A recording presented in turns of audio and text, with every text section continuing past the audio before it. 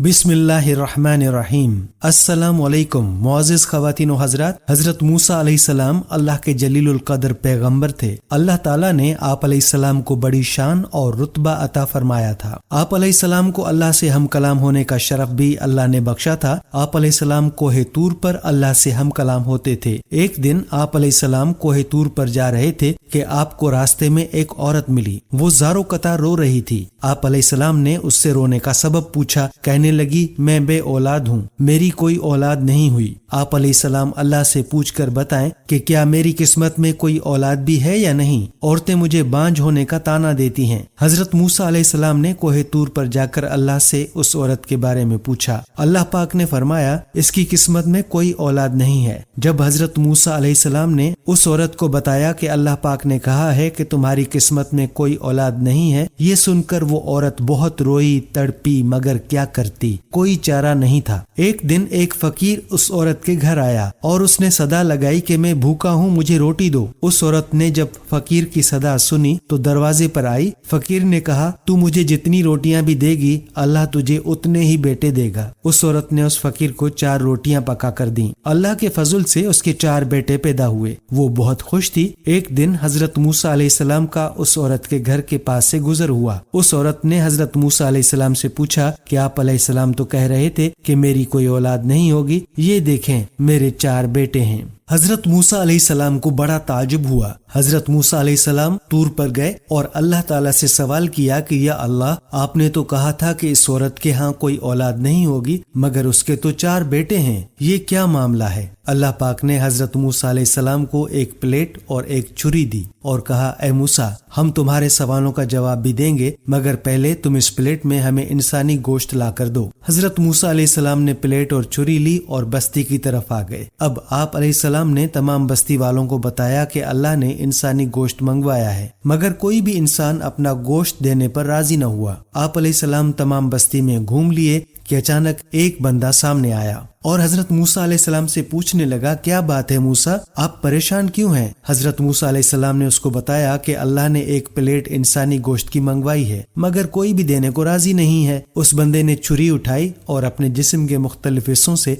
गोश्त काट कर प्लेट में दे दिया। हजरत मूसा अलैहिस्सलाम ने तूर पर ले जाकर गोश्त की प्लेट अल्लाह को दे दी। अल्लाह पाक ने कहा कि ऐ मूसा, तुम्हें बस्ती में जाने की क्या जरूरत थी, तुम भी तो इंसान हो, तुमने अपना गोश्त क्यों नहीं दिया। बस यही तुम्हारे सवाल का जवाब है। वो इंसान जिसने मेरे नाम पर अपना गोश्त दे दिया, मैंने उसके कहने पर उस औरत को 4 बेटे दिए हैं। ऐ मूसा, जब कोई मेरी राह में अपना सब कुछ लुटा दे तो मैं उसके कहने पर अपना लिखा हुआ फैसला भी बदल देता हूँ। नाजरीन, मिस्र पर फिरौन की हुकूमत थी। फिरौन बादशाह बड़ा जालिम और जाबिर था। उसने बनी इसराइल को अपना गुलाम बना रखा था। अल्लाह रब्बुल इज्जत ने फिरौन के मुकाबले में हजरत मूसा अलैहिस्सलाम को नबी बनाकर भेजा। हजरत हारून अलैहिस्सलाम आप अलैहिस्सलाम के हकीकी बड़े भाई थे। हजरत मूसा अलैहिस्सलाम की दुआ की बदौलत अल्लाह ताला ने उन्हें भी नबूवत अता फरमाई और हजरत मूसा अलैहिस्सलाम का मददगार बना दिया। अल्लाह तबारक व तआला ने हजरत मूसा अलैहिस्सलाम की हयात तैयबा के वाक़यात कुरान करीम की मुख्तलिफ सूरतों में बयान फरमाए हैं, कहीं तफसील से और कहीं इख्तिसार के साथ, जबकि आपका इसमें मुबारक कुरान पाक में 128 बार आया है। फिरौन ने ख्वाब देखा था कि गोया एक आग बैतुल मक़दिस की तरफ से चली आ रही है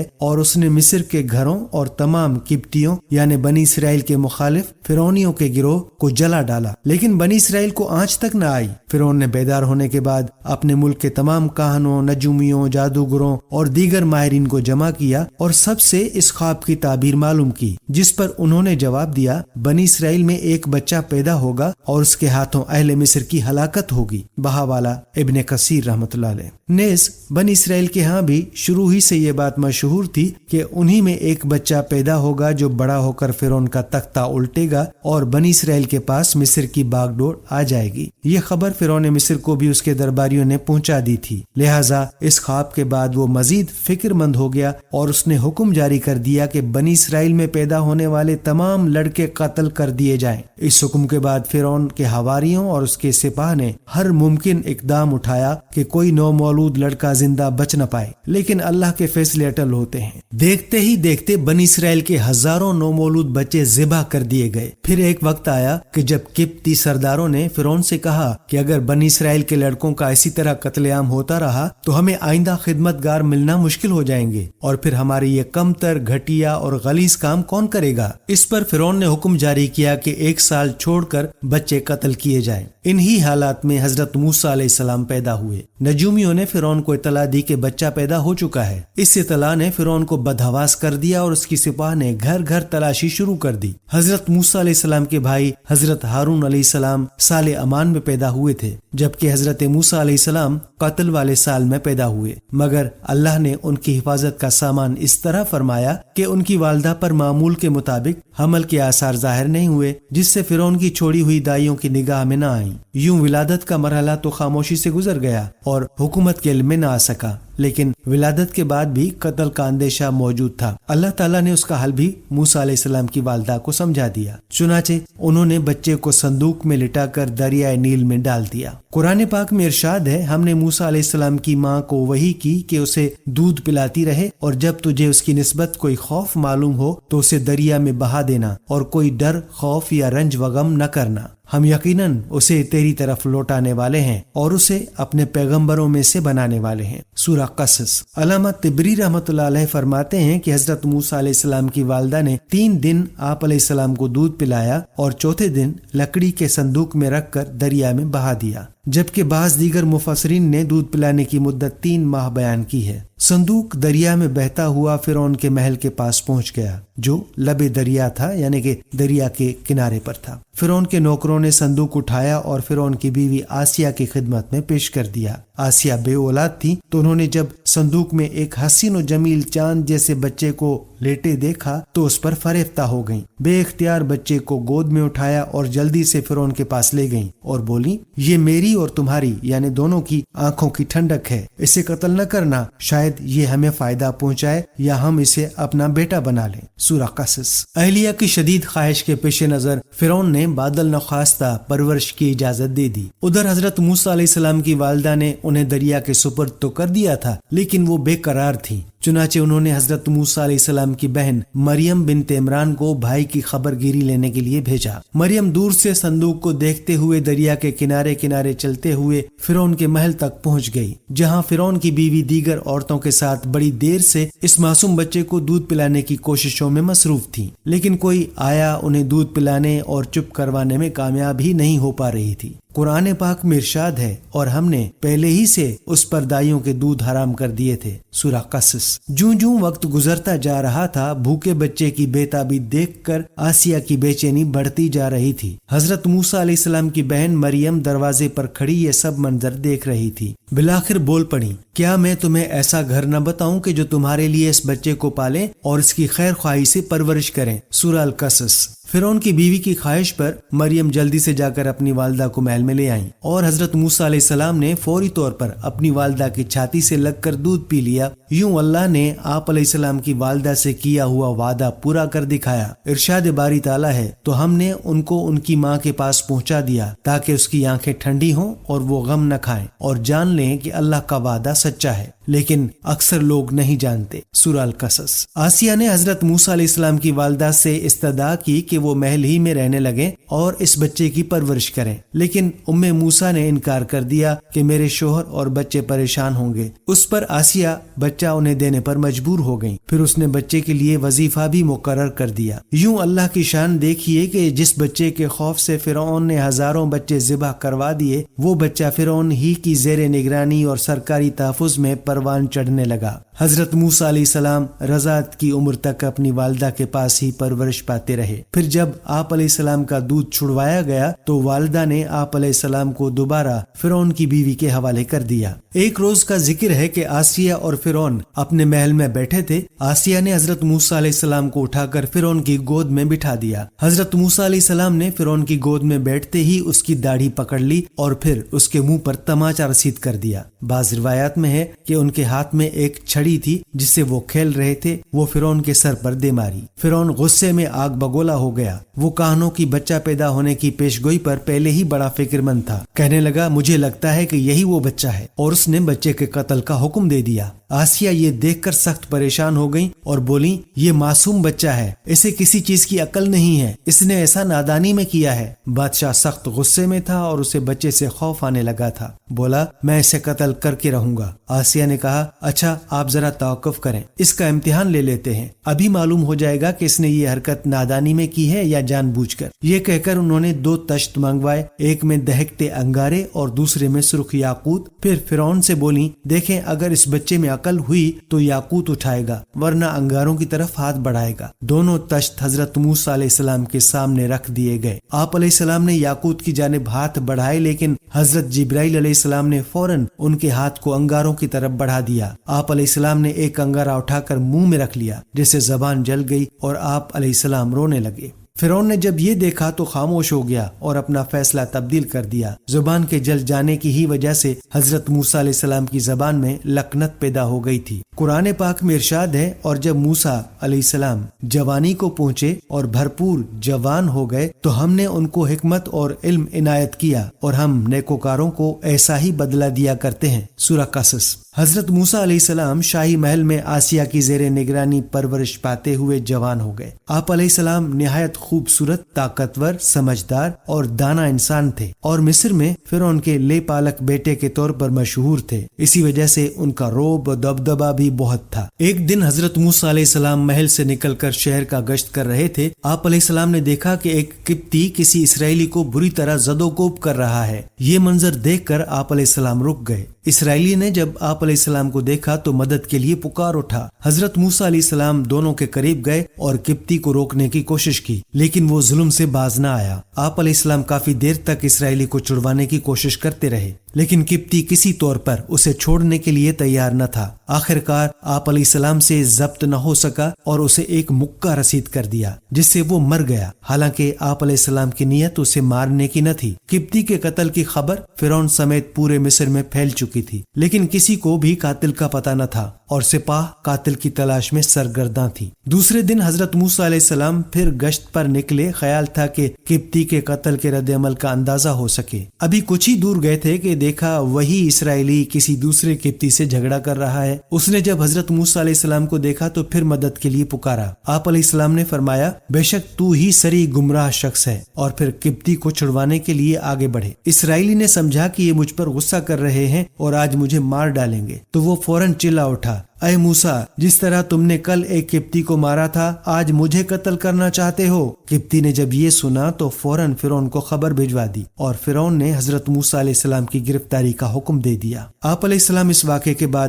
مدین ہجرت کر گئے اور پھر نبوت کے منصب سے سرفراز ہونے کے بعد واپس تشریف لائے۔ اللہ رب العزت نے آپ علیہ السلام کی قیادت میں بنی اسرائیل کو فرعون سے نجات عطا فرمائی اور فرعون کو پانی میں غرق کر کے نشان عبرت بنا دیا۔ ناظرین، قرآن کی سورہ کہف میں خدا کے ایک بندے کا ذکر ہے جو حضرت خضر علیہ السلام ہے۔ ایک دفعہ حضرت موسیٰ علیہ السلام اپنے خادم یوشع کے ساتھ مجمل بحرین جا رہے تھے کہ راستے میں آپ کی ملاقات اللہ کے بندے سے ہوئی۔ موسیٰ علیہ السلام نے ان سے کہا کہ آپ اپنے علم میں سے کچھ مجھے بھی سکھا دیں تو میں چند روز آپ کے ساتھ رہوں۔ بندے نے کہا کہ آپ جو واقعات دیکھیں گے ان پر صبر نہ کر سکیں گے، اگر آپ کو میرے ساتھ رہنا ہے تو مجھ سے کسی چیز کی بابت سوال نہ کرنا۔ اس قول و قرار کے بعد دونوں سفر پر روانہ ہو گئے۔ راستے میں خدا کے بندے نے چند عجیب و غریب باتیں کی۔ کشتی میں سوراخ، ایک لڑکے کا قتل اور بغیر معاوضے ایک گرتی ہوئی دیوار کو سیدھا کرنا۔ موسیٰ علیہ السلام سے صبر نہ ہو سکا اور آپ ان باتوں کا سبب پوچھ بیٹھے۔ اس خدا کے بندے نے سبب تو بتا دیا لیکن موسیٰ علیہ السلام کا ساتھ چھوڑ دیا۔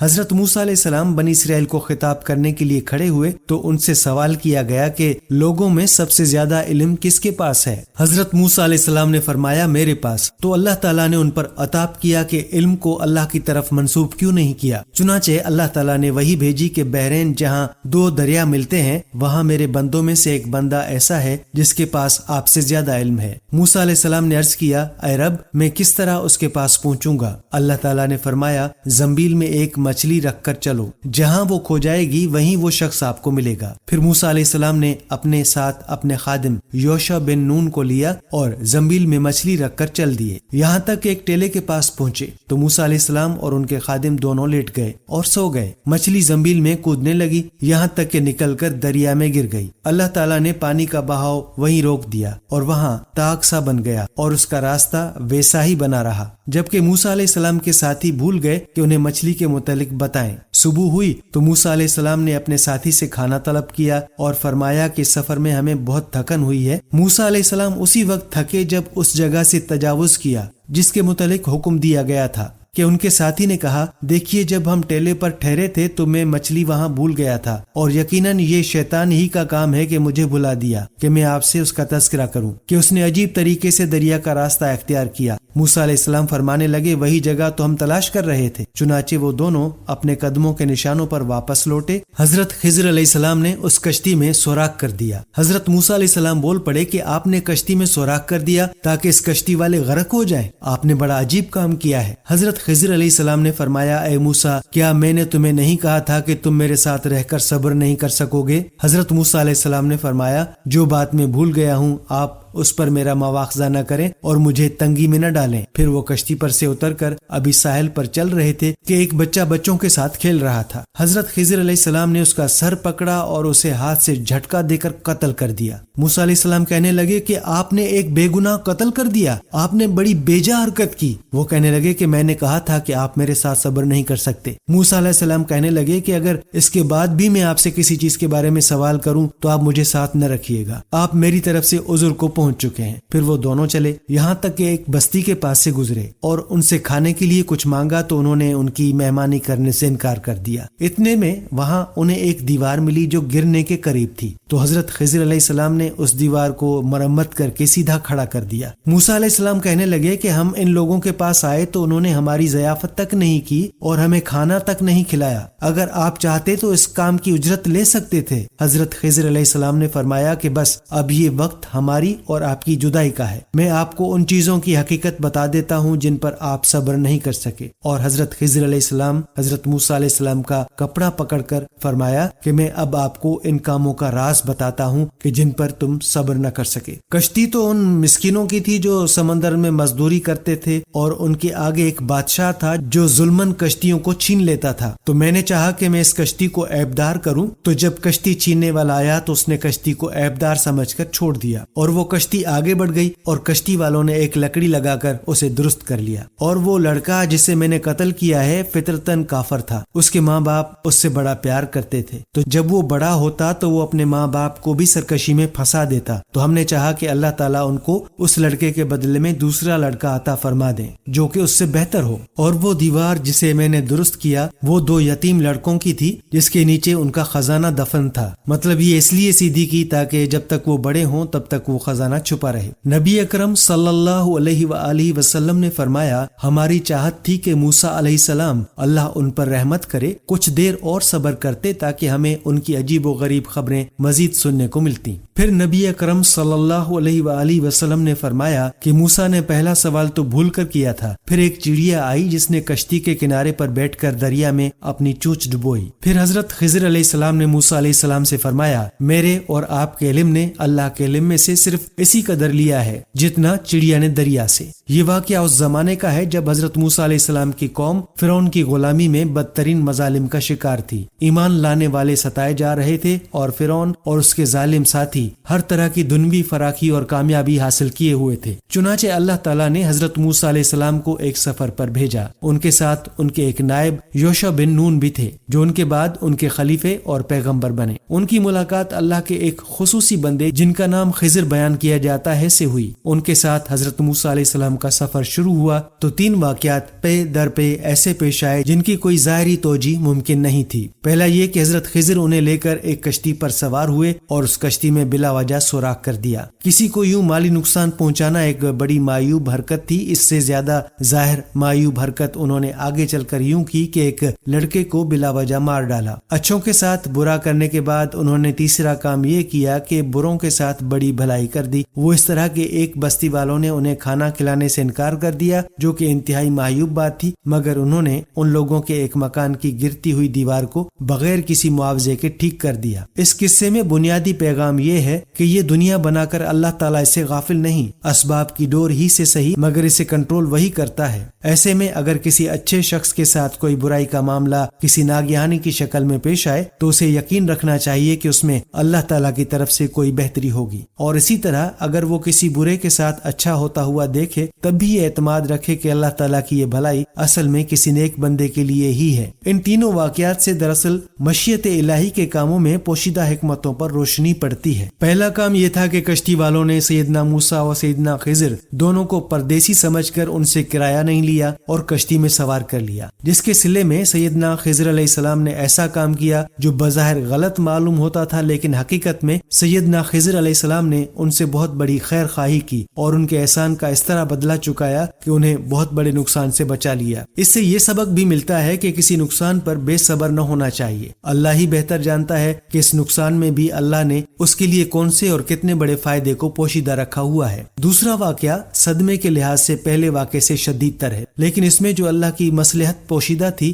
وہ بھی منافعت کے لحاظ سے پہلے واقعے کی نسبت بہت زیادہ تھی، اور دونوں واقعات سے یہ سبق حاصل ہوتا ہے کہ مصائب پر ایک مسلمان کو صبر کرنا چاہیے اور اللہ کی مشیت پر راضی رہنا چاہیے۔ اس کا فائدہ یہ ہوگا کہ جتنی مصیبت پر صبر کیا تھا اس کے مطابق اللہ اس کا اجر اور نعم البدل عطا فرماتا ہے۔ تیسرے واقعے سے یہ معلوم ہوتا ہے کہ کسی نیک آدمی کی رفاقت کے بعد بھی اللہ تعالیٰ اس کا اچھا بدلہ اس کی اولاد کو دیا کرتا ہے۔ مرنے والا چونکہ نیک انسان تھا، لہٰذا اللہ تعالیٰ کو یہ منظور ہوا کہ اس کا مدفون خزانہ یا ورثہ دوسرے لوگ نہ اڑا لے جائے بلکہ اس کی اولاد کے ہی حصے میں آئے۔ آج کے اس دور میں جب ہر شخص اسباب کو اپنا خدا اور دنیا کو اپنا مقصد حیات بنا بیٹھا ہے، ایسے بندہ مومن کا کام یہ نہیں ہے کہ وہ ظاہری حالات سے مایوس اور دل برداشتہ ہو جائے۔ مومن کا توکل ہمیشہ اللہ پر ہی رہتا ہے، وہ اسباب سے اوپر اٹھ کر مسبب الاسباب میں جیتا ہے، چنانچہ وہ ہر چیز کے پیچھے خیر ہی دیکھتا ہے، چاہے بظاہر اسے اس میں کوئی چیز بری نظر آ رہی ہو۔ چنانچہ خدا پر توکل، بھروسہ، اس سے حسن ظن اور ہر حال میں خدا کی بندگی اور عبادت بندہ مومن کا ہمہ وقت کام ہونا چاہیے، کیونکہ خدا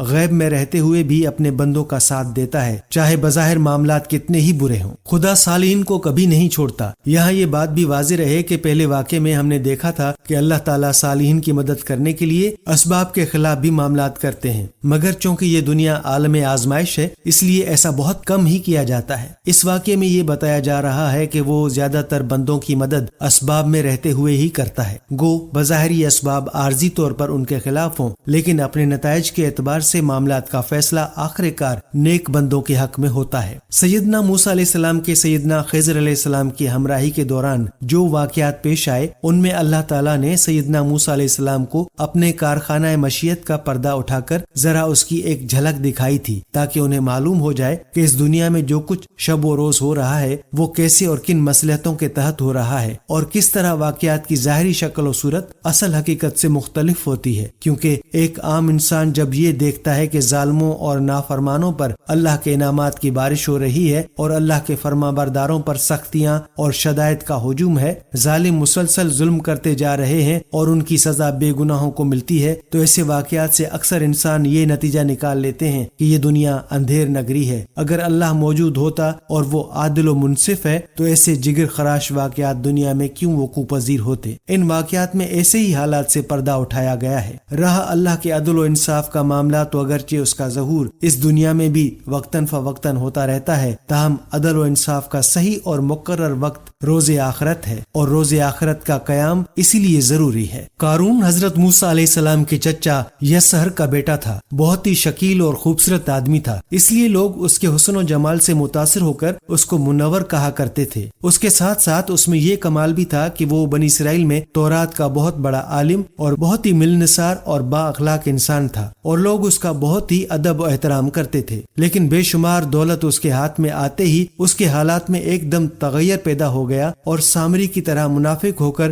حضرت موسیٰ علیہ السلام کا بہت بڑا دشمن ہو گیا اور اعلیٰ درجے کا متکبر اور مغرور ہو گیا۔ جب زکوٰۃ کا حکم نازل ہوا تو اس نے حضرت موسیٰ علیہ السلام کے روبرو یہ عہد کیا کہ وہ اپنے تمام مالوں میں سے 1000واں حصہ زکوٰۃ نکالے گا، مگر جب اس نے مالوں کا حساب لگایا تو ایک بہت بڑی رقم زکوٰۃ کی نکلی۔ یہ دیکھ کر اس پر ایک دم حرص و بخل کا بھوت سوار ہو گیا، اور نہ صرف زکوٰۃ کا منکر ہو گیا بلکہ عام طور پر بنی اسرائیل کو بہکانے لگا کہ حضرت موسیٰ علیہ السلام اس بہانے تمہارے مالوں کو لے لینا چاہتے ہیں۔ یہاں تک کہ حضرت موسیٰ علیہ السلام سے لوگوں کو برگشتہ کرنے کے لیے اس خبیث نے یہ گندی اور گھناؤنی چال چلی کہ ایک عورت کو بہت زیادہ مال و دولت دے کر آمادہ کر لیا کہ وہ آپ پر بدکاری کا الزام لگائے۔ چنانچہ عین اس وقت جب کہ حضرت موسیٰ علیہ السلام واعظ فرما رہے تھے، قارون نے آپ کو ٹوکا کہ فلانی عورت سے آپ نے بدکاری کی ہے۔ حضرت موسیٰ علیہ السلام نے فرمایا کہ اس عورت کو میرے سامنے لاؤ۔ چنانچہ وہ عورت بلائی گئی تو حضرت موسیٰ علیہ السلام نے فرمایا کہ اے عورت، اس اللہ کی قسم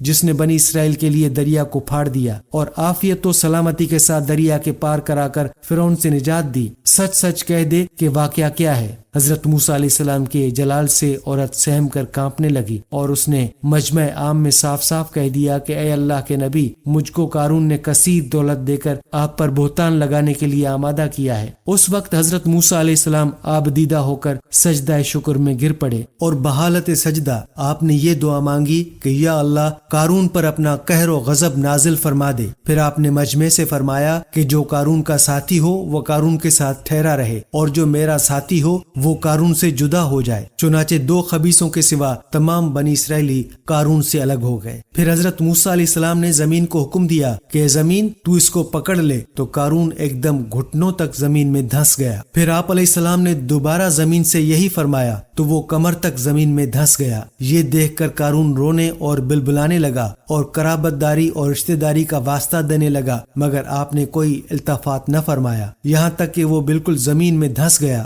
وہ منحوس آدمی جو قارون کے ساتھی ہوئے تھے لوگوں سے کہنے لگے، حضرت موسیٰ علیہ السلام نے قارون کو اس لیے دھنسا دیا ہے تاکہ قارون کے مکان اور اس کے خزانوں پر خود قبضہ کر لیں۔ تو آپ نے اللہ تعالیٰ سے دعا مانگی کہ قارون کا مکان اور خزانہ بھی زمین میں دھنس جائے۔ چنانچہ قارون کا مکان جو سونے کا تھا اور اس کا سارا خزانہ سبھی زمین میں دھنس گیا۔ قرآن پاک میں اللہ تعالیٰ کا ارشاد ہے کہ ہم نے قارون کو اتنے خزانے دیے تھے کہ ان خزانوں کی کنجیاں ایک مضبوط اور طاقتور جماعت بمشکل اٹھا سکتی تھی۔ چنانچہ قارون موسیٰ علیہ السلام کی قوم سے تھا، پھر اس نے موسیٰ علیہ السلام پر زیادتی کی اور ہم نے اس کو اتنے خزانے دیے جن کی کنجیاں ایک زوراور جماعت پر بھاری تھیں۔ پارہ 20 سورہ القصص۔ حضرت موسیٰ علیہ السلام نے قارون کو جو نصیحت فرمائی تو قارون اسی خیر خواہی والی نصیحت کو سن کر حضرت موسیٰ علیہ السلام کا دشمن ہو گیا۔ غور کیجئے کہ کتنی مخلصانہ اور کس قدر پیاری نصیحت ہے جو حضرت موسیٰ علیہ السلام کے ساتھ ساتھ ساری قوم قارون کو سناتی رہی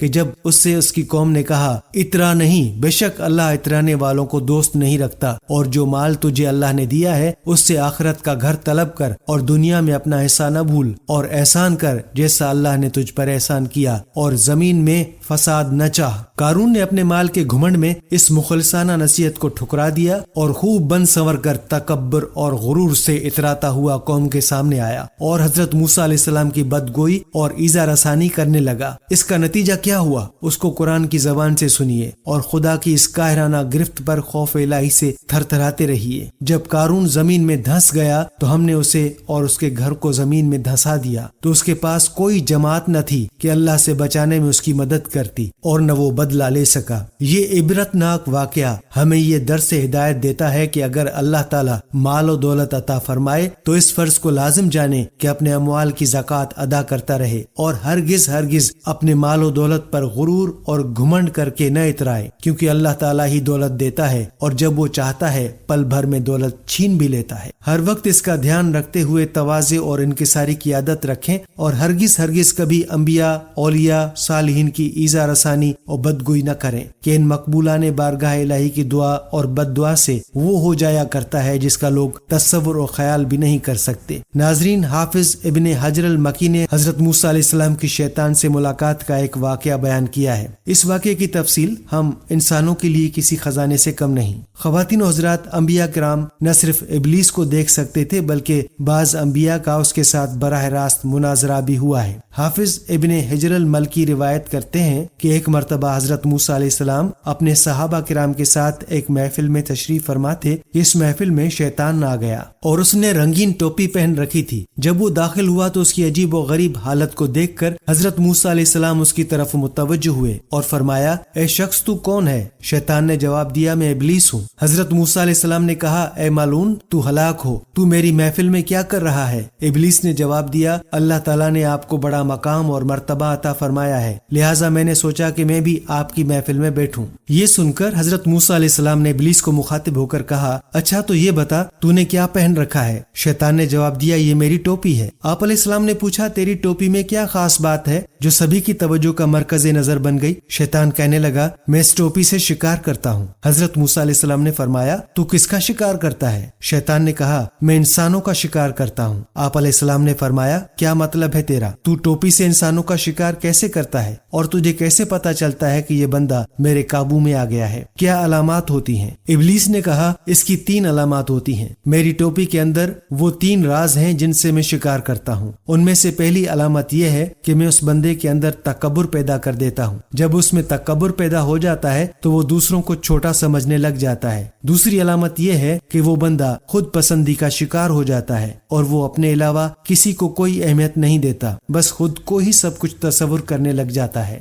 اور تیسری علامت یہ ہے کہ وہ گناہوں سے غافل ہو جاتا ہے، گناہ کرتا چلا جاتا ہے اور اپنی دھن میں آگے بڑھتا رہتا ہے۔ یہ وہ نہیں سوچتا کہ میں نے کتنے گناہ کر لیے ہیں۔ بس یہ 3 علامات جس میں ظاہر ہو جائیں، سمجھ لو کہ وہ پوری طرح میرے شکنجے میں آ چکا ہے۔ یہ سن کر ایک دم حضرت موسیٰ علیہ السلام حیران ہوئے تو ابلیس نے کہا، اے موسیٰ علیہ السلام، میرے شر سے بچنا چاہتے ہو تو میری یہ 3 نصیحتیں یاد رکھو۔ پہلی یہ کہ تنہائی میں کبھی عورت کے ساتھ نہ بیٹھو، کیونکہ جب کوئی مرد نامحرم عورت کے ساتھ تنہائی میں بیٹھتا ہے تو میں اس آدمی کا ساتھی بن جاتا ہوں اور اسے غافل کر دیتا ہوں اور میں اکثر کامیاب ہو جاتا ہوں۔ دوسرا یہ کہ جب تم اللہ سے کسی بات کا عہد کرو تو اسے پورا کرنے میں دیر مت کرو، ورنہ میں اپنے وسوسوں سے اس عہد کو توڑنے کی کوشش کرتا ہوں اور میں اس میں بھی کامیاب ہو جاتا ہوں۔ اور تیسرا یہ کہ جب تم اللہ کی راہ میں صدقہ دینے کا ارادہ کرو تو اس میں تاخیر نہ کیا کرو، ورنہ میں تمہیں اس تاخیر میں مزید اضافہ کرواتا رہوں گا، حتیٰ کہ وہ بھول جاتا ہے کہ اس صدقے سے جو اس شخص کو منافع ہونے والا ہے وہ اس سے بے خبر ہو جاتا ہے۔ لہٰذا ان 3 باتوں پر عمل کرو جو کہ کامیابی کا زینہ ہے۔ ابلیس نے یہ 3 باتیں کہیں اور ایک دم کھڑا ہو گیا اور اپنا سر پکڑ کر کہنے لگا کہ ہائے افسوس، میں نے کیا کر دیا؟ اے موسیٰ علیہ السلام، میں نے آپ کو وہ باتیں بتا دیں جو مجھے نہیں بتانی چاہیے تھی، کیونکہ آپ تو اللہ کے پیغمبر ہیں اور اب یہ ساری باتیں آپ لوگوں کو پہنچا دیں گے، اس طرح وہ لوگ ان پر عمل کر کے خود کو بچا لیں گے۔ یہ سب کہتے ہوئے شیطان حضرت موسیٰ علیہ السلام کی محفل سے چلا گیا۔ خواتین و حضرات، اسی طرح ایک مرتبہ ابلیس نے سیدنا موسیٰ علیہ السلام سے ایک ملاقات کے موقع پر گزارش کی تھی کہ میں اللہ تعالیٰ کی بارگاہ میں توبہ کرنا چاہتا ہوں، آپ علیہ السلام اس کی قبولیت کی سفارش کر دیجیے۔ حضرت موسیٰ علیہ السلام نے اللہ رب العزت کی بارگاہ میں سفارش کی تو اللہ تعالیٰ نے فرمایا کہ ابلیس سے کہہ دیجیے کہ اگر وہ آدم علیہ السلام کی قبر کو سجدہ کر دے تو اس کی توبہ قبول ہو سکتی ہے۔ حضرت موسیٰ علیہ السلام نے ابلیس کو یہ بات بتائی تو وہ غصے میں آ گیا اور کہا کہ میں نے زندہ آدم کو سجدہ نہیں کیا تھا تو اب اس کی قبر کے سامنے کیسے سجدہ ریز ہو سکتا ہوں؟ البتہ ابلیس نے حضرت موسیٰ علیہ السلام سے کہا کہ آپ نے اللہ تعالیٰ سے سفارش کر کے مجھ پر احسان کیا ہے، اس لیے ہمدردی کے طور پر یہ عرض کرتا ہوں کہ اگر 3 مواقع پر مجھے یاد کر لیں گے، یعنی میرے شرک کا تصور ذہن میں لے آئیں گے، تو میں آپ کو نقصان نہیں پہنچا سکوں گا۔ جب آپ کو غصہ آئے تو مجھے یاد کر لیں، کیونکہ اس وقت میں آپ کے جسم میں اس طرح سرایت کر سکتا ہوں جس طرح رگوں میں خون دوڑتا ہے۔ میدان جنگ میں مجھے یاد کر لیں، کیونکہ میں ایسے موقع پر مجاہد کو اس کی بیوی، بچوں اور گھر والوں کی بہت یاد دلایا کرتا ہوں۔ اور جب کسی اجنبی عورت کے ساتھ بیٹھے ہوں تو مجھے یاد کر لیں، کیونکہ میں ایسے وقت میں دونوں کے درمیان پیغام رسانی کا کام کرتا ہوں۔ خواتین و حضرات، اللہ کے نبی حضرت یحییٰ علیہ السلام کی ملاقات بھی شیطان سے ہوئی ہے۔ شیطان حضرت یحییٰ علیہ السلام کو دیکھ کر کہنے لگا، اے اللہ کے نبی، میں آپ کو یہ سن کر حضرت یحییٰ علیہ السلام فرمانے لگے کہ تو کیا مجھے کوئی بات بتائے گا؟ تو خود جھوٹا اور مکار ہے، مجھے تیری بات سے کیا فائدہ؟ بلکہ میں تجھے ایک بات کہنا چاہتا ہوں، وہ یہ ہے کہ جو تو لوگوں کے اندر شیطانیت اور فساد پھیلاتا رہتا ہے کہ جو ابن آدم ہیں ان میں سے تجھے کس طرح کے لوگ ملے ہیں؟ تو مجھے اپنے تجربے سے بتا کہ تجھے کس قسم کے لوگوں کا سامنا کرنا پڑتا ہے۔ ابلیس نے کہا کہ ہاں، اگر میں ان لوگوں کی تقسیم کروں تو مجھے ان میں سے 3 طرح کے لوگ ملے ہیں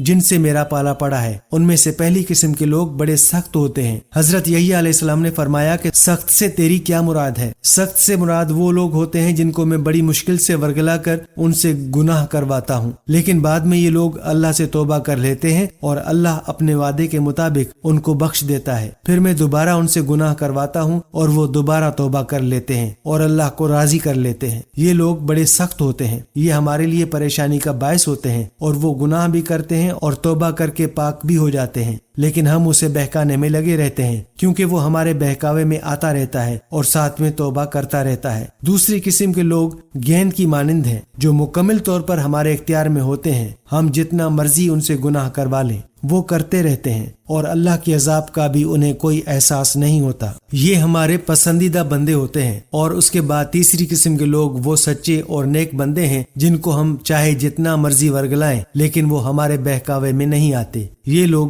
کبھی اللہ سے غافل نہیں ہوتے اور تقویٰ کے اندر اتنے سخت ہوتے ہیں کہ ہم ان کے قریب نہیں جا سکتے، کیونکہ وہ اللہ کی ایسی پناہ میں ہوتے ہیں کہ پھر ہم ان کے قریب جانا بھی چاہیں تو بھی نہیں جا سکتے۔ یہ سن کر حضرت یحییٰ علیہ السلام فرمانے لگے، یہ ساری باتیں چھوڑو اور یہ بتاؤ کہ کیا تم نے کبھی مجھے ورگلایا ہے؟ ابلیس نے کہا، ہاں، 1 مرتبہ۔ حضرت یحییٰ علیہ السلام نے کہا، مجھے بتا کہ کب؟ ابلیس نے کہا، 1 مرتبہ جب آپ کھانا کھانے بیٹھے تو میں اس کھانے کی لذت کو لے کر آپ کے دل و دماغ پر بیٹھ گیا اور جتنی قوت مجھے اللہ تعالیٰ نے دی ہے میں آپ کو بھی ورگلانے لگا۔ جب آپ کھانا کھانے لگے تو میں آپ کے دل میں اس کی لذت کو اور بڑھاتا گیا اور آپ نے خوب پیٹ بھر کر کھانا کھا لیا، جس کا نتیجہ یہ ہوا کہ آپ کو گہری نیند آ گئی اور اس رات میں آپ کی تہجد کی نماز قضا کروانے میں کامیاب ہو گیا۔ حضرت یحییٰ علیہ السلام نے کہا، ہاں اچھا، تو شکم سیری سے عبادت میں خلل آتا ہے، یہ تو نے مجھے پتے کی بات بتائی۔ میں آج سے عہد کرتا ہوں کہ میں کبھی پیٹ بھر کر کھانا نہیں کھاؤں گا۔ یہ سن کر شیطان کو غصہ آ گیا اور وہ چیختا چلاتا ہوا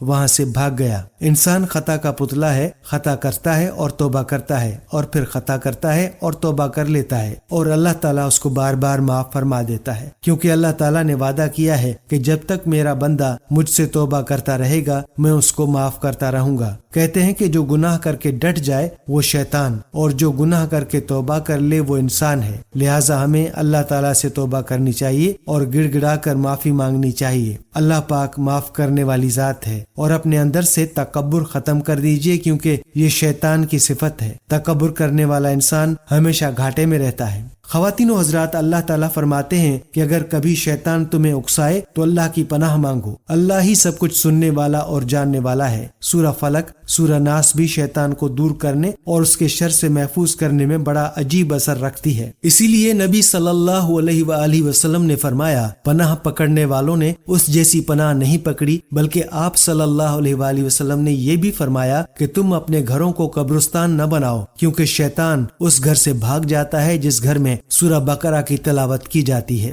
ناظرین، اسی طرح بنی اسرائیل میں ایک بہت ہی نیک اور صالح بزرگ تھے۔ ان کا ایک بچہ تھا جو نابالغ تھا۔ ان کے پاس ایک گائے کی بچیا تھی۔ ان بزرگ نے اپنی وفات کے قریب اس بچیا کو جنگل میں لے جا کے ایک جھاڑی کے پاس یہ کہہ کر چھوڑ دیا کہ اے اللہ، میں اس بچیا کو اس وقت تک تیری امانت میں دیتا ہوں کہ میرا لڑکا بالغ ہو جائے۔ اس کے بعد ان بزرگ کی وفات ہو گئی اور بچیا چند دنوں میں بڑی ہو کر درمیانی عمر کی ہو گئی، اور ان بزرگ کا بچہ جوان ہو کر اپنی ماں کا بہت ہی فرما بردار اور نیکوکار ہوا۔ اس نے اپنی رات کو 3 حصوں میں تقسیم کر رکھا تھا۔ ایک حصے میں سوتا تھا، ایک حصے میں عبادت کرتا تھا تھا اور ایک حصے میں اپنی ماں کی خدمت کرتا تھا۔ روزانہ صبح کو جنگل سے لکڑیاں کاٹ کر لاتا اور ان کو فروخت کرتا، 1/3 رقم صدقہ کر دیتا، 1/3 رقم اپنی ذات پر خرچ کرتا اور 1/3 رقم اپنی والدہ کو دے دیتا۔ ایک دن لڑکے کی ماں نے کہا کہ میرے پیارے بیٹے، تیرے باپ نے میراث میں ایک بچیا چھوڑی تھی جس کو انہوں نے فلاں جھاڑی کے پاس جنگل میں اللہ کی امانت میں سونپ دیا تھا۔ اب تم اس جھاڑی کے پاس جا کر دعا مانگو کہ اے حضرت ابراہیم علیہ السلام، حضرت اسماعیل علیہ السلام اور اسحاق علیہ السلام کے اللہ تجھے سونپی ہوئی امانت ہمیں واپس کر دے۔ اور اس بچیا کی نشانی یہ ہے کہ وہ پیلے رنگ کی ہے، اس کی کھال اس طرح چمک رہی ہوگی کہ گویا سورج کی کرنیں اس میں سے آ رہی ہیں۔ وہ لڑکا اس جھاڑی کے پاس گیا اور دعا مانگی اور وہ گائے اڑتی ہوئی اس کے پاس آ گئی اور لڑکا اس کو پکڑ کر گھر لے آیا۔ تو اس کی ماں نے کہا کہ بیٹا، تم اس گائے کو لے جا کر بازار میں 3 دینار میں فروخت کر ڈالو، لیکن کسی گاہک کو میرے مشورے کے بغیر مت دینا۔ ان دنوں بازار میں گائے کی قیمت 3 دینار ہی تھی۔ بازار میں گاہک آیا جو در حقیقت اللہ کا فرشتہ تھا۔ اس نے کہا کہ میں گائے کی قیمت 3 دینار سے زیادہ دوں گا، مگر تم ماں سے مشورہ کیے بغیر مجھے گائے فروخت کر ڈالو۔ لڑکے نے کہا تم اس کی کتنی بھی زیادہ قیمت دو، مگر میں اپنی ماں کے مشورے کے بغیر ہرگز اس گائے کو نہیں بیچوں گا۔ لڑکے نے گھر آ کر اپنی ماں کو سارا ماجرا بیان کیا تو ماں نے کہا یہ گاہک شاید کوئی اللہ کا فرشتہ ہو، تو بیٹا تم اس سے مشورہ کرو کہ ہم اس گائے کو بیچیں یا نہیں۔ اس لڑکے نے بازار میں جا کر اس گاہک سے مشورہ کیا تو اس نے کہا کہ اب تم اس گائے کو فروخت نہ کرو، اس گائے کو حضرت موسیٰ علیہ السلام کے لوگ خریدیں گے تو تم اس گائے کے چمڑے میں سونا بھر کے اس کی قیمت طلب کرنا، وہ لوگ اتنی قیمت سن کر خرید لیں گے۔ چند ہی دنوں کے بعد بنی اسرائیل کے ایک بہت ہی مالدار آدمی جس کا نام عامیل تھا، اس کا انتقال ہو گیا۔ اس کے چچا کے دونوں لڑکوں نے اس کو قتل کر دیا تھا اور اس کی لاش کو ایک ویرانے میں ڈال دیا تھا۔ صبح کو قاتل کی تلاش شروع ہوئی مگر کوئی سراغ نہ ملا تو کچھ لوگ حضرت موسیٰ علیہ السلام کے پاس آئے اور قاتل کا پتہ پوچھا تو آپ علیہ السلام نے فرمایا کہ تم لوگ ایک گائے ذبح کرو اور اس کی زبان یا دم کی ہڈی اس کی لاش کو مارو تو وہ زندہ ہو کر اپنے قاتل کا نام بتا دے گا۔ بنی اسرائیل کے لوگوں نے گائے کے رنگ اور اس کی نشانیوں کے بارے میں بحث شروع کر دی۔ حضرت موسیٰ علیہ السلام نے گائے کی ساری نشانیاں ان کو بتا دیں۔ جب وہ اچھی طرح سمجھ گئے کہ فلاں قسم کی گائے چاہیے تو اسی گائے کی تلاش شروع کر دی، یہاں تک کہ اس لڑکے کی گائے کے پاس پہنچ گئے تو ہو بہو ایسی ہی گائے تھی جس کی ان لوگوں کو ضرورت تھی اور جو نشانیاں ان کو حضرت موسیٰ علیہ السلام نے بتائی تھی۔ جب ان لوگوں نے گائے خریدنی چاہی تو لڑکے نے شرط رکھی کہ جب تک مجھے اس گائے کے وزن کے برابر چمڑے میں سونا بھر کر نہیں دیتے تب تک میں یہ گائے نہیں بیچوں گا۔ وہ لوگ اس لڑکے کی شرط مان گئے۔ ان لوگوں نے اس لڑکے سے گائے خرید کر اسے ذبح کر دیا اور اس کی زبان کی ہڈی سے مقتول کی لاش کو مارا تو وہ زندہ ہو کر بول پڑا کہ میرے قاتل میرے چچا کے دونوں لڑکے ہیں جنہوں نے میرے مال کی لالچ میں مجھ کو قتل کر دیا ہے۔ یہ بتا کر وہ دوبارہ مر گیا۔ دونوں قاتلوں کو قصاص میں قتل کر دیا گیا اور مرد صالح کا لڑکا جو اپنی ماں کا فرما بردار تھا کثیر دولت سے مالا مال ہو گیا۔ یہ برکت اللہ نے ماں باپ کی خدمت کی وجہ سے اسے عطا فرمائی۔ جبکہ یہ بہت محتاج تھا، اس کے والد کا انتقال ہو گیا تھا اور اس کی بیوہ ماں غربت اور تنگی کے دن بسر کر رہی تھی۔ اس واقعے سے بہت ہی عبرت انگیز اور نصیحت خیز باتیں اور احکام معلوم ہوئے ہیں۔ ان میں سے چند یہ ہیں جو یاد رکھنے کے قابل ہیں۔ اللہ کے نیک بندوں کے چھوڑے ہوئے مال میں بڑی خیر و برکت ہوتی ہے۔ اس مرد صالح نے ایک بچیا چھوڑ کر وفات پائی تھی مگر اللہ نے اس میں اتنی برکت عطا فرمائی کہ ان کے وارثوں کو بچیا کی وجہ سے بے شمار دولت مل گئی۔ اور دوسرا، اس مرد صالح نے اپنی اولاد پر شفقت کرتے ہوئے بچیا کو اللہ کی امانت میں سونپ دیا تھا۔ تو اس سے معلوم ہوا کہ اولاد پر شفقت رکھنا اور اولاد کے لیے مال چھوڑ جانا اللہ والوں کا طریقہ ہے اور ماں باپ کی فرما برداری کرنے والے کو اللہ تعالیٰ غیب سے بے شمار سامان عطا فرماتا ہے۔ اس یتیم لڑکے کو ماں کی فرما برداری کی بدولت کس قدر صاحب مال اور خوشحال بنا دیا۔ پیارے دوستو، اس واقعے کو قرآن کریم کی مقدس آیتوں میں اس طرح بیان کیا گیا ہے۔ ترجمہ: یاد کرو اس وقت کو جب موسیٰ نے اپنی قوم سے کہا تھا قاتل کو تلاش کرنے کے لیے پہلے گائے جو تمہیں مل جائے اس کو ذبح کرو، لہٰذا انہوں نے موسیٰ علیہ السلام سے یوں کہہ دیا کہ ہم سے دل لگی کرتا ہے۔ موسیٰ علیہ السلام نے جواب دیا کہ میں تو تمہیں اللہ کا حکم بتا رہا ہوں، دل لگی نہیں کر رہا۔ میں خدا سے پناہ مانگتا ہوں کہ میں جاہلوں میں سے ہو جاؤں، یعنی استہزاء اور تمسخر کرنا نادان اور جاہل افراد کا کام ہے اور خدا کا رسول یقیناً ایسا نہیں ہے۔ اگر بنی اسرائیل ایک فرما بردار قوم ہوتے اور کوئی سی گائے بھی ذبح کر دیتے تو حکم کی تعمیل ہو جاتی، مگر کٹ حجتی اور ٹال مٹول حتیٰ کہ نافرمانی ان کی رگ رگ میں بھری ہوئی تھی۔ اس کے بعد انہیں اطمینان ہو گیا کہ استہزاء اور مذاق نہیں بلکہ سنجیدہ گفتگو ہے، تو کہنے لگے اب اگر ایسا ہی ہے تو اپنے پروردگار سے کہیے کہ ہمارے لیے مشخص و معین کر دے کہ وہ گائے کس قسم کی ہو۔ حضرت موسیٰ علیہ السلام نے ان کے جواب میں فرمایا، خدا فرماتا ہے ایسی گائے ہو جو نہ بوڑھی ہو اور نہ بیکار ہو چکی ہو اور نہ ہی جوان بلکہ ان کے درمیان ہو، اس مقصد کے لیے کہ وہ اس سے زیادہ اس مسئلے کو طول نہ دیں اور بہانہ تراشی سے حکم خدا میں تاخیر نہ کریں۔ اپنے کلام کے آخر میں مزید کہا، جو تمہیں حکم دیا گیا ہے جتنی جلدی ہو سکے اسے انجام دو۔ لیکن انہوں نے پھر بھی زیادہ باتیں بنانے اور ڈھٹائی دکھانے سے ہاتھ نہیں ہٹایا اور کہنے لگے اپنے پروردگار سے دعا کرو کہ وہ ہمارے لیے واضح کرے کہ اس کا رنگ کیسا ہو۔ موسیٰ نے جواب میں کہا، وہ گائے ساری کی ساری زرد رنگ کی ہو جس کا رنگ دیکھنے والوں کو بھلا لگے۔ خلاصہ یہ کہ وہ گائے مکمل طور پر خوش رنگ اور چمکیلی ہو، ایسی دیدہ زیب کے دیکھنے والے کو تعجب میں ڈال دے۔ تعجب کی بات یہ ہے کہ انہوں نے اس پر اکتفا نہ کیا اور اسی طرح ہر مرتبہ بہانہ جوئی سے کام لے کر اپنے آپ کو اور مشکل میں ڈالتے گئے۔ پھر کہنے لگے اپنے پروردگار سے کہیے کہ ہمیں واضح کرے کہ یہ گائے کام کرنے کے لحاظ سے کیسی ہونی چاہیے، کیونکہ یہ گائے ہمارے لیے مبہم ہو گئی ہے اور اگر خدا نے چاہا تو ہم ہدایت پا لیں گے۔ حضرت موسیٰ نے پھر سے کہا، خدا فرماتا ہے وہ ایسی گائے ہے جو اتنی سدھائی ہوئی نہ ہو کہ زمین جوتے اور کھیتی سینچے، ہر عیب سے پاک ہو، حتیٰ کہ ہل کے آگے جوتی گئی ہو اور نہ کمے کے آگے، تندرست ہو اور صحیح و سالم ہو، یہ نہ ہو کہ کسی بیماری یا کمزوری کی وجہ سے کام نہ لیا جا رہا ہو، اور اس میں کوئی داغ بھی نہ ہو، اس میں کسی قسم کا دوسرا رنگ نہ ہو۔ اب کے بہانہ سازی کے لیے ان کے پاس کوئی سوال باقی نہ تھا، جتنے سوالات وہ کر سکتے تھے سب ختم ہو گئے، تو کہنے لگے اب تو حق بات کہی ہے۔ پھر جس طرح ہو سکا انہوں نے وہ گائے مہیا کی اور اسے ذبح کیا، لیکن دراصل وہ یہ کام کرنا نہ چاہتے تھے۔ پیارے دوستو، گائے ذبح کرنے کا حکم کیوں دیا گیا تھا، اس پر دو نقطہ نظر پائے جاتے ہیں۔ روایتی نقطہ نظر یہ ہے کہ ذبح شدہ گائے کے گوشت کا ٹکڑا مارنے سے مردہ لاش جی اٹھتی اور بول کر قاتل کا پتہ بتا دیتی۔ دوسرا نقطہ نظر جس کے مطابق بنی اسرائیل میں قسامہ کا طریقہ رائج تھا، جس میں قاتل کا سراغ نہ ملتا تو اس مقام پر مشتبہ اور متعلقہ لوگوں کو جمع کیا جاتا اور کسی جانور کو ذبح کر کے یہ تمام لوگ اس کے خون سے ہاتھ دھوتے اور قسم کھاتے کہ انہوں نے یہ قتل نہیں کیا ہے یا وہ قاتل کو نہیں جانتے۔ گائے کو ذبح کرنے کا حکم دراصل بنی اسرائیل کی دھکتی رگ پر ہاتھ رکھنے کے مترادف تھا۔ گوشالہ پرستی کے جراثیم اور گائے بیل سے محبت اور اسے دیوتا سمجھنے کا عقیدہ ابھی تک ان میں موجود تھا، لہٰذا ایک تکلیف تو انہیں یہ ہوئی کہ جس چیز کو وہ قابل عبادت سمجھتے تھے اللہ تعالیٰ نے اسی چیز کو ذبح کرنے کا حکم دیا۔ دوسرے انہیں یہ یقین نہیں تھا کہ اس طرح گائے ذبح کرنے سے قاتل کا سراغ کس طرح مل سکتا ہے۔ ہماری اللہ تعالیٰ سے دعا ہے کہ اللہ تعالیٰ ہمیں اپنا حکم فوراً ماننے اور اس پر عمل پیرا ہونے کی توفیق عطا فرمائے، اور اللہ تعالیٰ ہمیں والدین کی خدمت کرنے اور ان کے حقوق ادا کرنے کی توفیق عطا فرمائے۔ سیدنا موسیٰ علیہ السلام کی وہ مقدس لاٹھی جس کو عصائے موسیٰ کہتے ہیں، اس مقدس لاٹھی کے ذریعے موسیٰ علیہ السلام کے بہت سے ان معجزات کا ظہور ہوا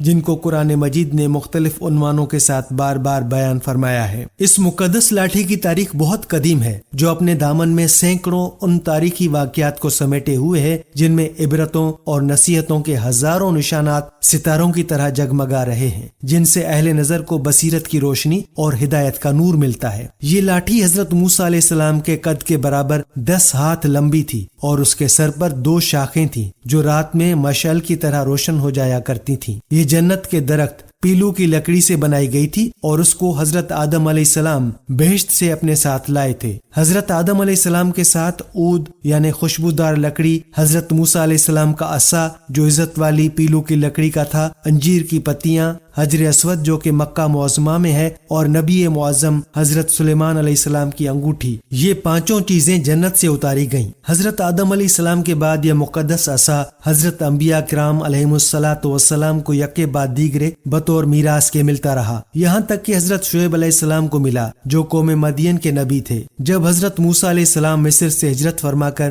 مدین تشریف لے گئے اور حضرت شعیب علیہ السلام نے اپنی صاحبزادی حضرت بی بی صفورہ رضی اللہ تعالی عنہا سے آپ کا نکاح فرما دیا، آپ 10 برس تک حضرت شعیب علیہ السلام کی خدمت میں رہ کر آپ کی بکریاں چراتے رہے۔ اس وقت حضرت شعیب علیہ السلام نے حکم خداوندی کے مطابق آپ کو یہ مقدس عصا عطا فرمایا۔ پھر جب آپ اپنی زوجہ محترمہ کو ساتھ لے کر مدین سے مصر اپنے وطن کے لیے روانہ ہوئے اور وادی مقدس مقام طویٰ میں پہنچے تو اللہ تعالیٰ نے اپنی تجلی سے آپ کو سرفراز فرما کر منصب رسالت کے شرف سے سر بلند فرمایا۔ اس وقت اللہ پاک نے آپ سے جس طرح کلام فرمایا، قرآن مجید نے اس کو اس طرح بیان فرمایا۔ ترجمہ: اور یہ تیرے داہنے ہاتھ میں کیا ہے اے موسیٰ؟ عرض کی، یہ میرا عصا ہے، میں اس پر تکیہ لگاتا ہوں اور اس سے اپنی بکریوں پر پتے جھاڑتا ہوں، اور میرے اس میں اور بھی کام ہے۔ ناظرین، اس وقت اللہ تبارک و تعالیٰ نے حضرت موسیٰ علیہ السلام کو معجزے عطا کیے۔ حضرت موسیٰ علیہ السلام اس مقدس لاٹھی سے کام نکالتے رہے، مگر جب آپ فرعون کے دربار میں ہدایت فرمانے کی غرض سے تشریف لے گئے اور اس نے آپ کو جادوگر کہہ کر جھٹلایا تو آپ کے اس عصا کے ذریعے بڑے بڑے معجزات کا ظہور شروع ہو گیا،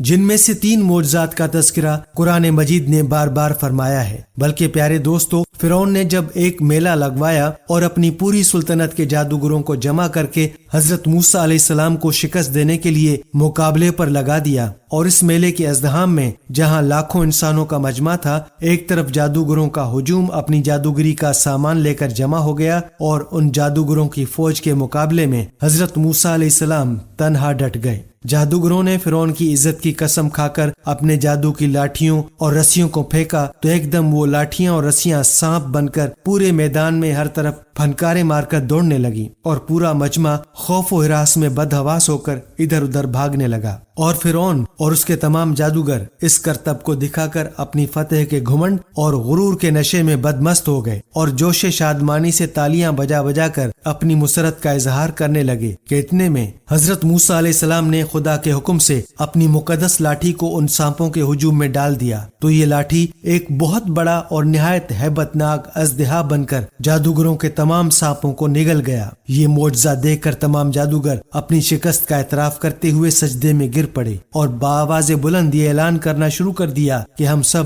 حضرت ہارون اور حضرت موسیٰ علیہ السلام کے رب پر ایمان لائے۔ پیارے دوستو، حضرت موسیٰ علیہ السلام کے عصا مارنے سے چشمے بھی جاری ہو گئے تھے۔ جب فرعون دریائے نیل میں غرق ہو گیا اور حضرت موسیٰ علیہ السلام کو فرعون کے خطرات سے اطمینان ہو گیا تو اللہ تعالیٰ نے حکم دیا کہ قوم عمالقہ سے جہاد کر کے ملک شام کو ان کے قبضے اور تسلط سے آزاد کرائیں۔ لہٰذا آپ 6 لاکھ بنی اسرائیلی فوج کو لے کر جہاد کے لیے روانہ ہو گئے، مگر ملک شام کی حدود میں پہنچ کر بنی اسرائیل پر قوم عمالقہ کا ایسا خوف سوار ہو گیا کہ بنی اسرائیل ہمت ہار گئے اور جہاد سے منہ پھیر لیا۔ اس نافرمانی پر اللہ تعالیٰ نے بنی اسرائیل کو یہ سزا دی کہ یہ لوگ 40 برس تک میدان طیہ میں بھٹکتے اور گھومتے پھرے اور اس میدان سے باہر نہ نکل سکے۔ حضرت موسیٰ علیہ السلام بھی ان لوگوں کے ساتھ میدان طیہ میں تشریف فرما تھے۔ جب بنی اسرائیل اس بے آب و گیا میدان میں بھوک و پیاس کی شدت سے بے قرار ہو گئے تو اللہ تعالیٰ نے حضرت موسیٰ علیہ السلام کی دعا سے ان لوگوں کے کھانے کے لیے من و سلوہ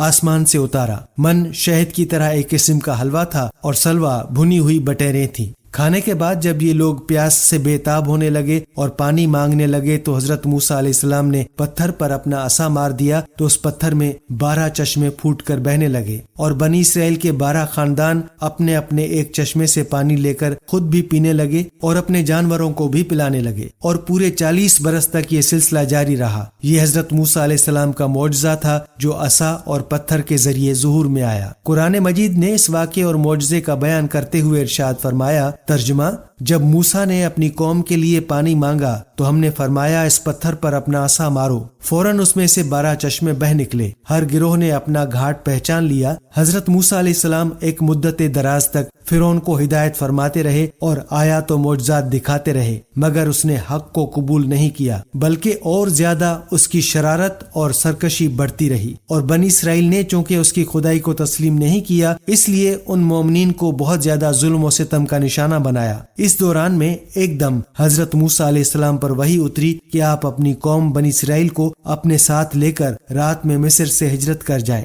لہٰذا حضرت موسیٰ علیہ السلام بنی اسرائیل کو ہمراہ لے کر رات میں مصر سے روانہ ہو گئے۔ جب فرعون کو پتا چلا تو وہ بھی اپنے لشکروں کو ساتھ لے کر بنی اسرائیل کی گرفتاری کے لیے چل پڑا۔ جب دونوں لشکر ایک دوسرے کے قریب ہو گئے تو بنی اسرائیل فرعون کے خوف سے چیخ پڑے کہ اب تو ہم فرعون کے ہاتھوں گرفتار ہو جائیں گے، اور بنی اسرائیل کی پوزیشن بہت زیادہ نازک ہو گئی کیونکہ ان کے پیچھے فرعون کا خون خوار لشکر تھا اور آگے موجیں مارتا ہوا دریا تھا۔ اس پریشانی کے عالم میں حضرت موسیٰ علیہ السلام مطمئن تھے اور بنی اسرائیل کو تسلی دے رہے تھے۔ جب دریا کے پاس پہنچ گئے تو اللہ تعالیٰ نے حضرت موسیٰ علیہ السلام کو حکم فرمایا کہ تم اپنی لاٹھی دریا پر مار دو۔ لہٰذا جو ہی آپ نے دریا پر لاٹھی ماری تو فوراً ہی دریا میں 12 سڑکیں بن گئیں اور بنی اسرائیل ان سڑکوں پر چل کر سلامتی کے ساتھ دریا سے پار نکل گئے۔ فرعون جب دریا کے قریب پہنچا اور اس نے دریا کی سڑکوں کو دیکھا تو وہ بھی اپنے لشکروں کے ساتھ ان سڑکوں پر چل پڑا، مگر جب فرعون اور اس کا لشکر دریا کے بیچ میں پہنچا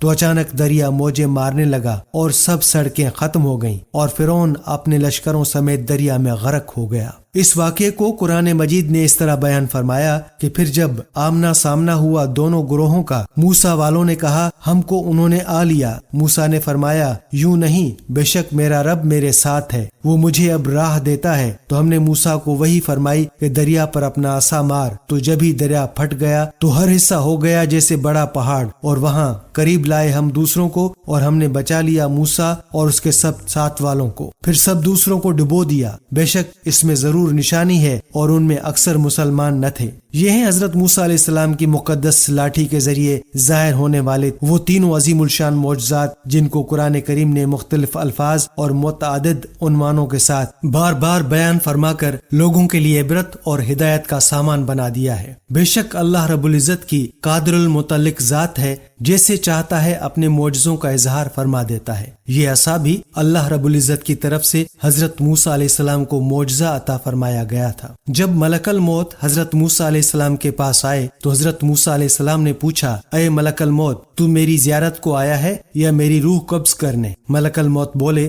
روح قبض کرنے آیا ہوں۔ حضرت موسیٰ علیہ السلام نے فرمایا تو کس راہ سے میری روح قبض کرے گا؟ ملک الموت بولے تمہارے منہ سے۔ حضرت موسیٰ علیہ السلام نے کہا تجھ کو معلوم ہونا چاہیے کہ میں نے منہ سے خدا سے تکلم کیا۔ انہوں نے کہا کہ میں آنکھ سے نکالوں گا۔ تو حضرت موسیٰ علیہ السلام کہنے لگے آنکھ سے میں نے خدا کا نور دیکھا ہے۔ انہوں نے کہا اچھا؟ انہوں نے کہا میں پیر کی راہ سے نکالوں گا۔ حضرت موسیٰ علیہ السلام نے کہا کہ میں پیر سے چل کر کوہ طور پر گیا۔ پھر انہوں نے کہا کہ میں خدا کے حکم سے تیری روح قبض کروں گا۔ بس حضرت موسیٰ علیہ السلام بہت غصے میں آئے اور کہا اے اسرائیل، کتنے ہزار کلام میں نے خدا سے بلا واسطہ کیے، کوئی بیچ میں واسطہ نہ تھا۔ بس آپس کی عزت کی قسم ہے کہ جلدی جان دینا پسند نہ کروں گا۔ اللہ سبحانہ تعالیٰ سے میرا اور بھی سوال ہے۔ ملک الموت یہ سن کر چلے گئے۔ جناب باری تعالیٰ نے عرض کی کہ خدایا تجھ کو خوب معلوم ہے جو موسیٰ نے مجھ کو کہا کہ اس وقت میں جان دینا پسند نہ کروں گا۔ پھر خطاب آیا کہ اے موسیٰ، تو میری طرف آنے کو راضی نہیں ہے؟ وہ فوراً بول اٹھے اے میرے پروردگار، میں تیرے پاس آنے پر راضی ہوں، مگر ایک بار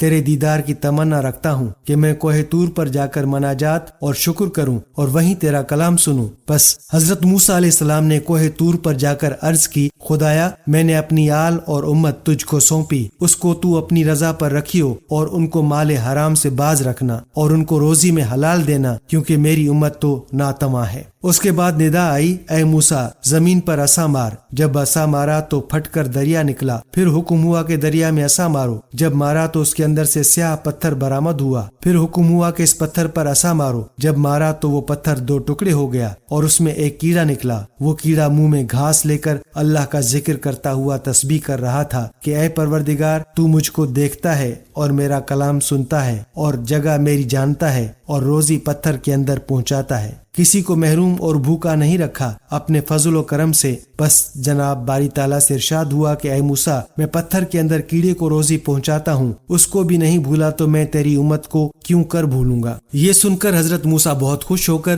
کوہ طور سے نیچے اتر آئے اور راہ میں کیا دیکھتے ہیں 7 آدمی ایک قبر کھود رہے ہیں۔ ان سے پوچھا تم کس واسطے یہ قبر کھود رہے ہو؟ کہا جو صاحب قبر ہے وہ تمہارے قد کے برابر ہے، ایک بار تم قبر میں اتر کر تو دیکھو تمہارے قد کے برابر ہوئی کہ نہیں۔ تب حضرت موسیٰ علیہ السلام نے قبر میں اتر کر دیکھا اور پھر کہا یہ کیا خوب جگہ ہے، کاش یہ قبر میرے لیے ہوتی تو کیا خوب تھا۔ اسی وقت جبرائیل علیہ السلام نے ایک سیب بہشت سے لا کر حضرت موسیٰ کے سامنے رکھ دیا۔ انہوں نے اس کو سونگھا اور فوراً جاں بحق تسلیم ہو گئے، اور فرشتوں نے آپ کو نہلا دہلا کر بہشت کا کفن پہنایا اور جنازہ پڑھ کر اسی قبر میں دفن کر کے قبر کو چھپا دیا۔ ایک روایت کے مطابق حضرت موسیٰ علیہ السلام کی عمر 150 برس تھی۔ سامعین یہ تھے ایمان افروز واقعات حضرت موسیٰ علیہ السلام کے حوالے سے۔ امید کرتے ہیں کہ آج کی یہ ویڈیو آپ کو ضرور پسند آئی ہوگی۔ اسی طرح کی معلوماتی اور ایمان افروز ویڈیوز دیکھنے کے لیے ہمارا چینل سبسکرائب کر لیجئے اور بیل آئیکن کو بھی دبا دیجئے تاکہ ہماری نئی آنے والی ویڈیوز آپ تک فوراً پہنچے اور آپ ہماری نئی معلوماتی ویڈیوز کو دیکھ سکیں۔ اب اجازت چاہتے ہیں، اللہ حافظ۔